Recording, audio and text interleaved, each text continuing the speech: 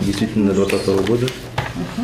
Бишкектеги аймактык шайлоо комиссиясында жергиликтүү кеңештерге ат салыша турган партиялардын тизмеси текшерилип жатат. Болочок талапкерлердин жашаган дареги, соттолуп-соттолбогондугу тууралуу маалыматтар жана жарандыгы талапка ылайык келүүсү зарыл. Эгерде бул шарттар аткарылбаса, ал талапкер жарыштан четтетилет. Борбор калаа боюнча шайлоодо ат салыша турган партиялардын саны кечээкиден азая түштү. Эске салсак, кечээ шайлоого катышуу ниетин билдирип, ыйгарым укуктуу өкүлдөрүн каттаткан партиялардын саны 15ке жетери белгиленген болчу. Бирок алардын экөө Бишкектеги шайлоого катышуудан баш тартыптыр. Эки партия бул атамекен официалдуу түрдө биз менен кат менен кайрылды. Биз шайлоого катыша албай, ошонун негизинде тизмелердин талапкерлердин тизмелери келген жок.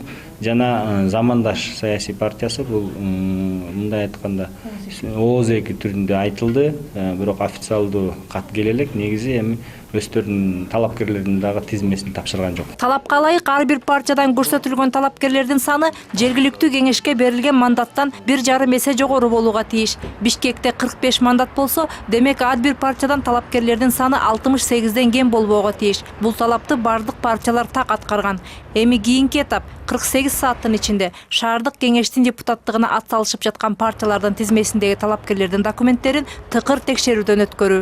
Кайсы бир талапкердин соттуулугу аныкталып калса, же болбосо ушул пассивдүү шайлоо укугуна ээ болбой калса, башка өлкөнүн граждандары болуп калышы мүмкүн.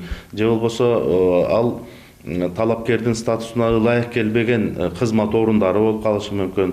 Ушундай кезде шайлоо комиссиялары ал талапкерди тизмеде турган талапкердин өзүн каттоодон баш тартышы мүмкүн. Эгерде тапшырылган документте кандайдыр бир алешемдик табылса, жергиликтүү шайлоо комиссиялары тарабынан кат түрүндө маалымат жиберилет. Эгер талапкер мурда соттолбосо, табылган башка кемчиликтерди оңдоого мүмкүнчүлүк берилет. Мээрим Ташыбекова, Аскат Ибраимов, НТС.